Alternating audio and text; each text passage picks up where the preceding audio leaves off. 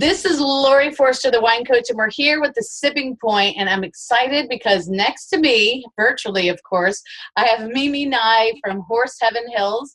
It's one of our American viticultural areas in Washington State, and she has had the pleasure, and the rest of us really, of making wines from that area for Chateau Ste. Michelle for 25 years, I believe it is now.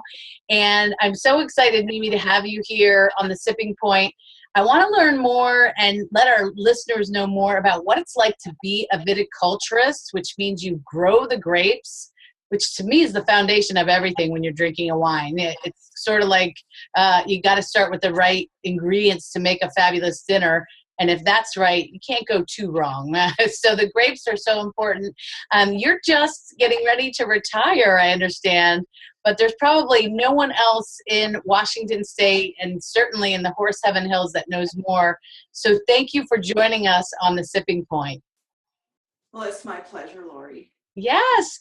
So exciting. As a woman, as a viticulturist, are there a lot of women, and tell people what that means, and are there a lot of other women doing what you're doing?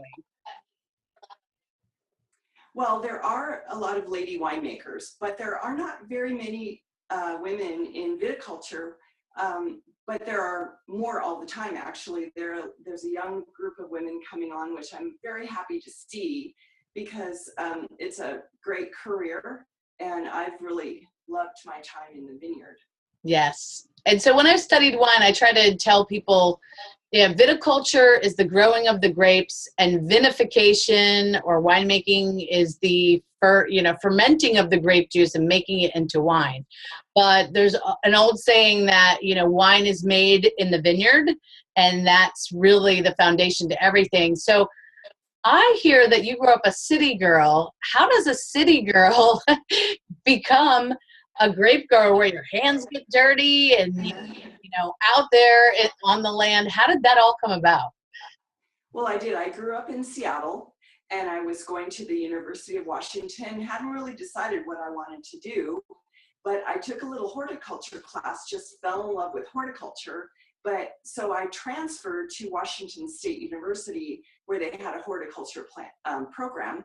And back in those days, they didn't have a viticulture program because the wine industry was so young at that time. But after I graduated, I went to work on a farm, and eventually I worked my way into the wine industry. Nice. And so you did a lot of on-the-job training, really. I mean, how did you have somebody were you their apprentice? Did you have a mentor? How did you even know how to begin?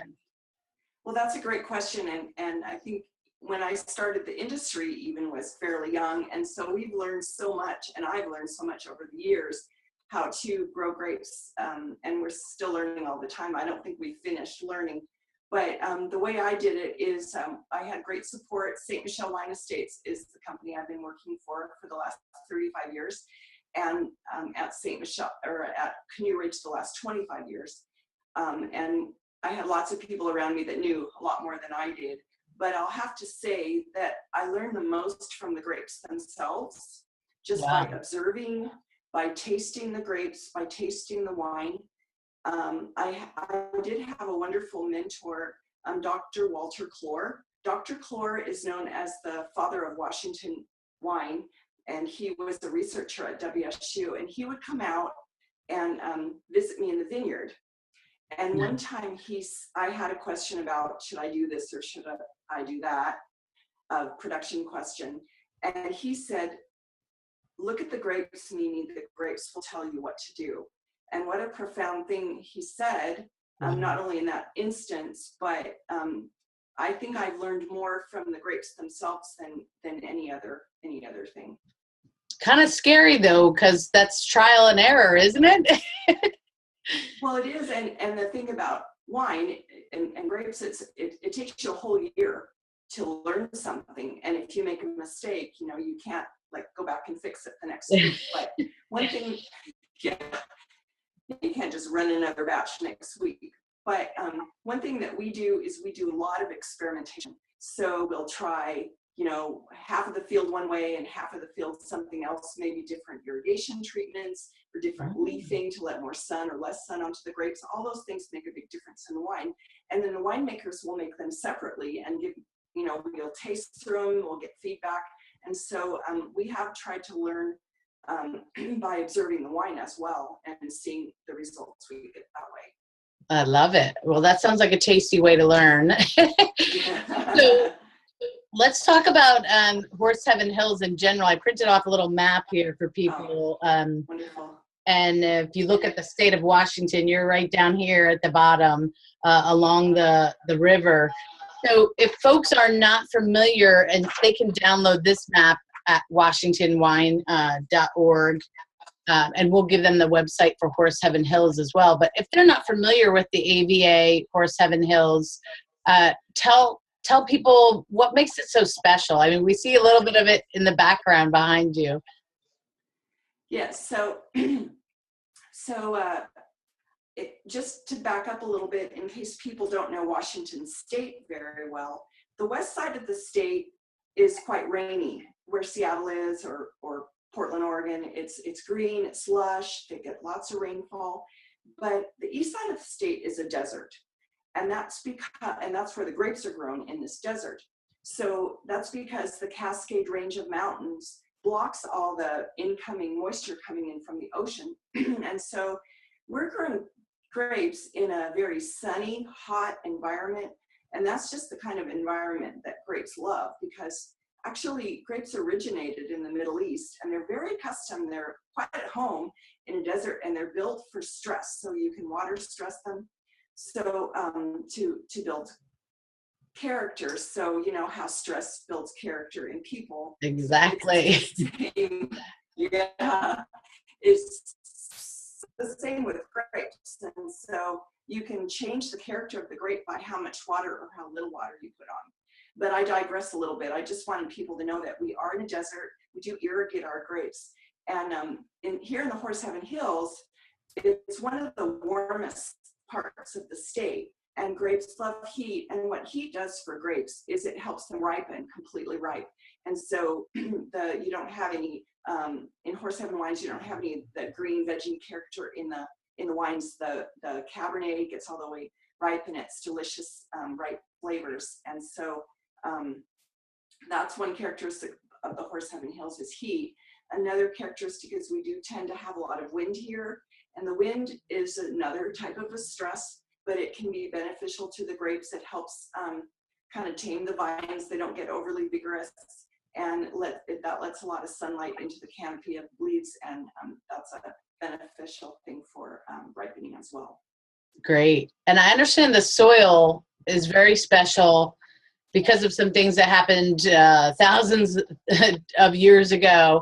And so folks are trying to think about the soil. What does the soil bring to you as a viticulturist? Well, so the soil in the Horse Heaven Hills was transported in these immense floods that happened during the Ice Age, so like 15,000 years ago. And so the soil is quite young. It's a poor soil. It's just a mineral soil. It doesn't have a lot of organic matter. And so again, that's a great place for great grapes to be grown, because if you go around the world to see where the best vineyards are, often they're grown on rocks or cobblestone or hillsides that are very poor soil. And so poor in a sense of not rich fertility. Right. So it again, another stress for the vines. They have to struggle a little bit. And so that makes the wine, also helps with the wine quality. Great.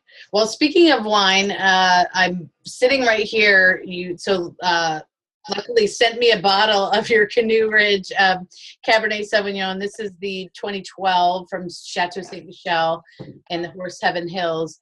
So tell me about why Horse Heaven Hills is so perfect for Cabernet Sauvignon.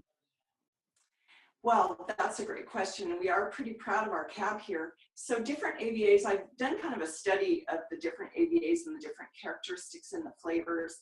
And what I would say about Horse Heaven Hills is the tannins tend to be when you take a sip of wine and you feel the texture in your mouth, it tends to be kind of powdery or dusty. So the tannins are very fine texture. And so that's a typical Horse Heaven Hill characteristic. I'm going to take a sip too. So, so yes, cheers. And you almost get a little of that lovely dustiness on the nose too. Yes, yes. So that's typical Horse Heaven.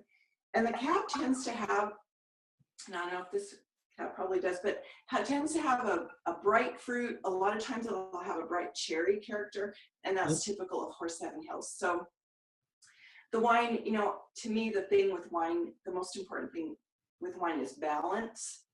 When you take a sip of wine, you don't want your first impression to be like oak, right, or fruit, or acidity. I mean, maybe some wines, but if you take a sip of balanced wine, you get a harmonious combination of fruit, yes, which gives you the aroma and the flavor. You get the tannins that gives you the texture in your mouth. You get a nice bright acidity, which makes it good with food because it's refreshing. absolutely. There's a little oak in there, but I mean, the oak just, it's well integrated into the wine. And so I think it's a beautifully balanced wine, and that's one of the things that the Horse Heaven Hills is known for. Yes, I agree. And it's sort of, as you take the sip, all of those different elements become apparent, you know, together. And it's like, oh, the fruit, oh, the acidity. And then the finish, you feel that tannin, but it's elegant. It's not gripping or overly astringent like it can be with Cabernet Sauvignon, depending on the wine that you taste.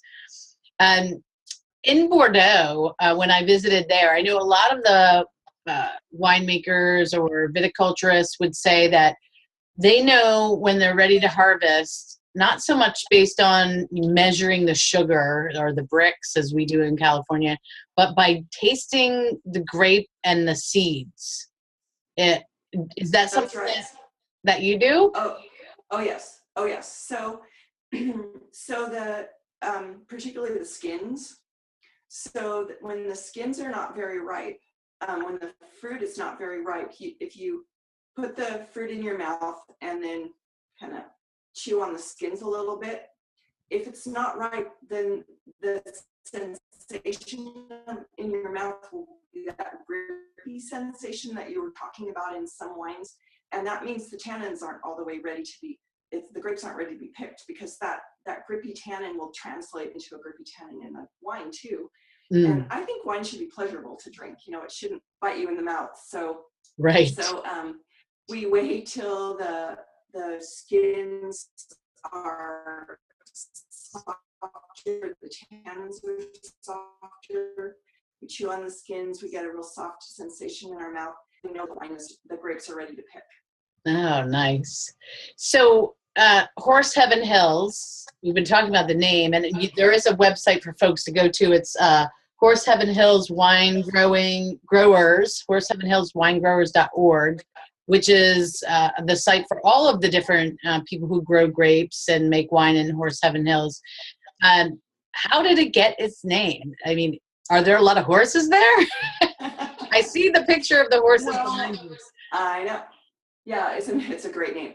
So it was actually named by a pioneer in 1857, and he lived in the Yakima Valley, and I guess his horses ran away one day, and he trailed them up to the top of the hill, to the Horse Heaven Hills, and it was just covered in bunch grass, and his horses were happily feeding up there, and so he's the one who named it the Horse Heaven Hills. So it's been a historical name of this area for over 150, more than almost 200 years now.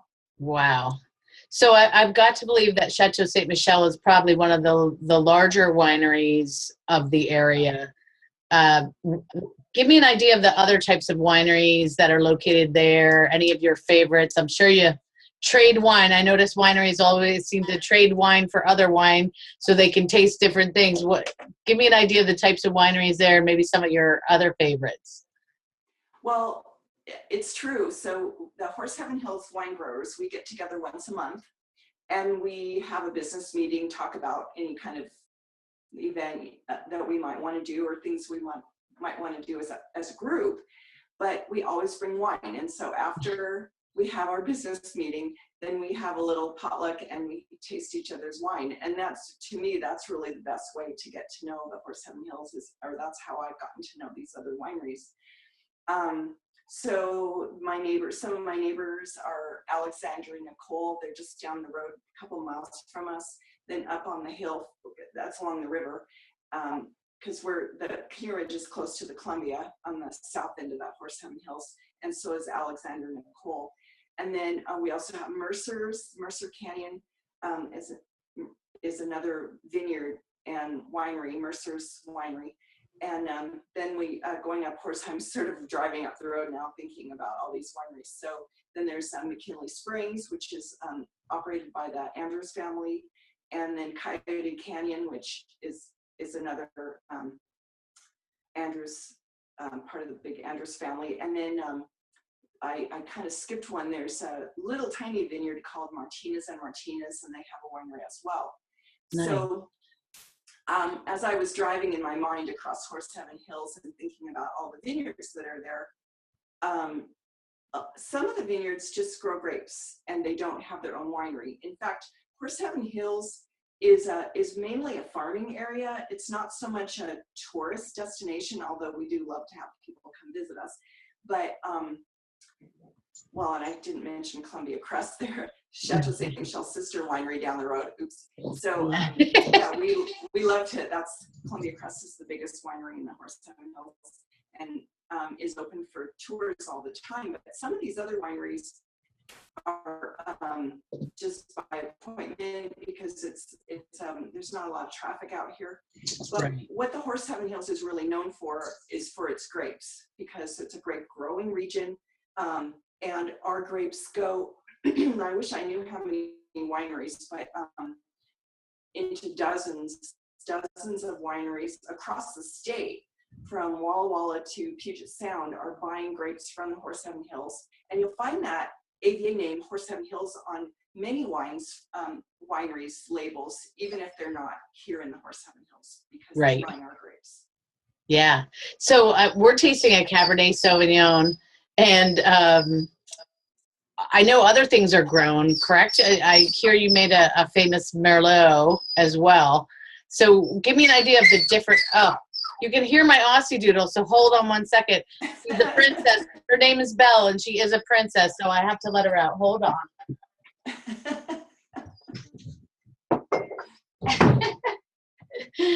The joys of working from home. My daughter just got home from school, so the dog is done with me. She's my best friend until everyone else gets home, and then I'm on the back. See you later. Yeah.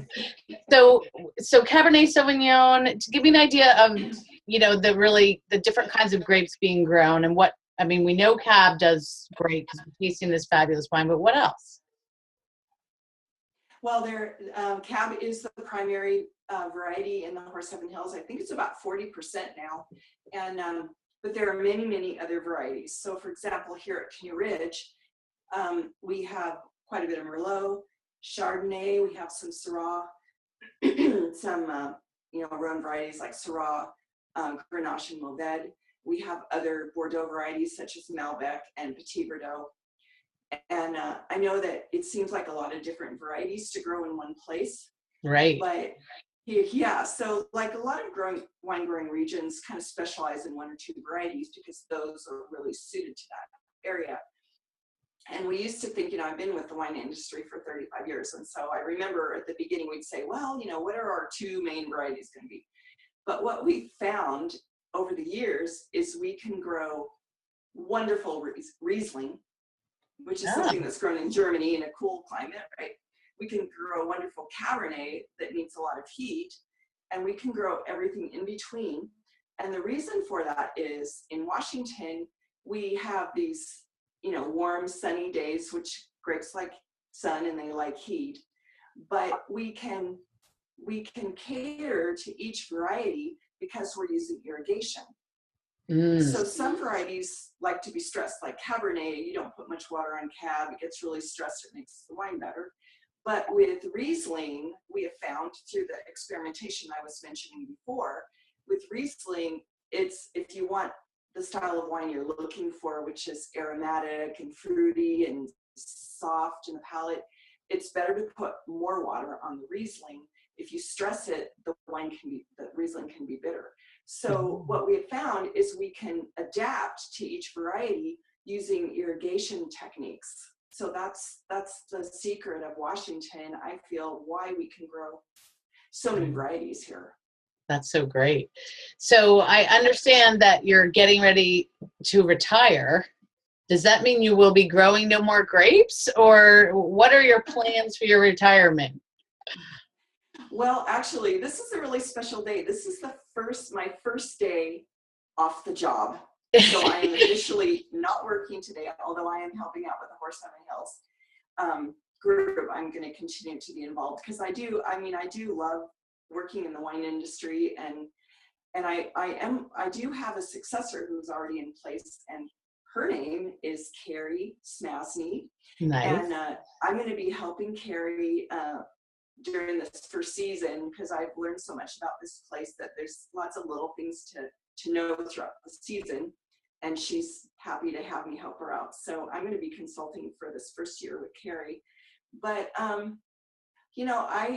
I love growing grapes, I do, but it's just I've gotten to the stage of my life where I'm just ready to start out in a new direction. So I haven't really,